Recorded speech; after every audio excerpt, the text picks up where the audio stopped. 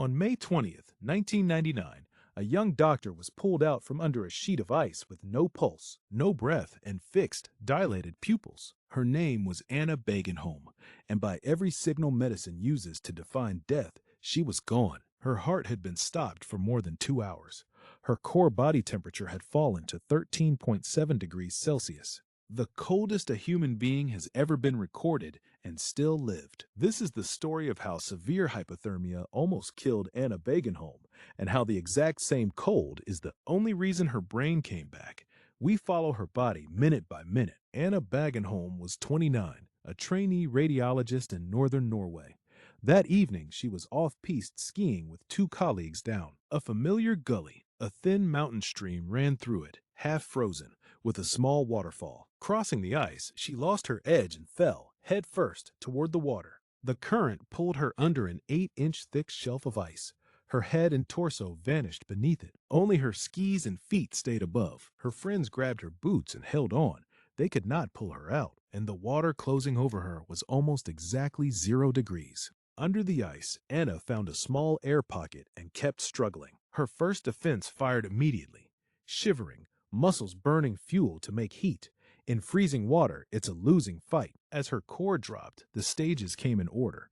Mild, then moderate. The shivering stops, the heart slows, the rhythm turns erratic. Below about 28 degrees, the heart tips into chaos, ventricular fibrillation, and then it simply stops. Roughly 40 minutes in, her circulation arrested. She went still. 40 minutes. Circulatory arrest. Start the clock, everyone knows. A brain without blood dies in 4 to 6 minutes. Except her brain was not playing by that clock. It took rescuers about 80 minutes to cut a hole in the ice downstream and reach her. What they lifted out looked like a body. Gray, limp, no pulse, no breathing. A helicopter flew her to the university hospital in Tromsø. The whole way, the crew never stopped CPR.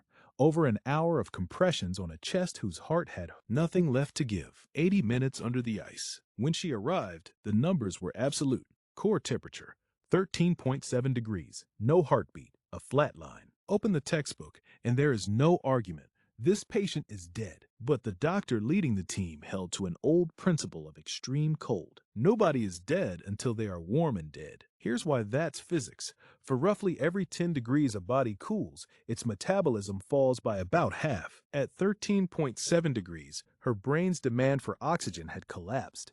Neurons that would die in 5 minutes were nearly switched off, dormant, preserved. The same cold that stopped her heart had pushed her brain into something close to suspended animation before the oxygen ran out. So they faced the dilemma: commit hours on a heart-lung machine to a body colder than any survivor ever documented, or give up.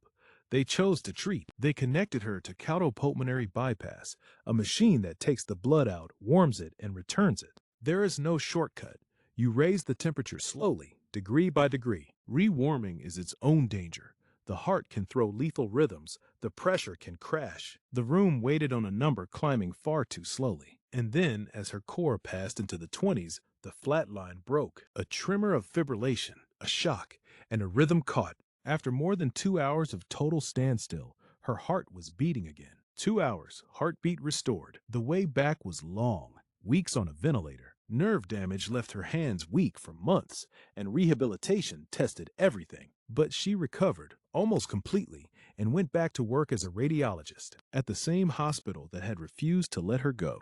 Her case helped push therapeutic hypothermia, deliberately cooling patients to protect the brain after cardiac arrest. The cold that nearly killed Anna Bågenholm now quietly saves strangers every day. The line between dead and alive turned out thinner and stranger than medicine believed. If you want more stories of the body surviving what should have killed it, subscribe to Anatomy of Survival. The next one is already colder.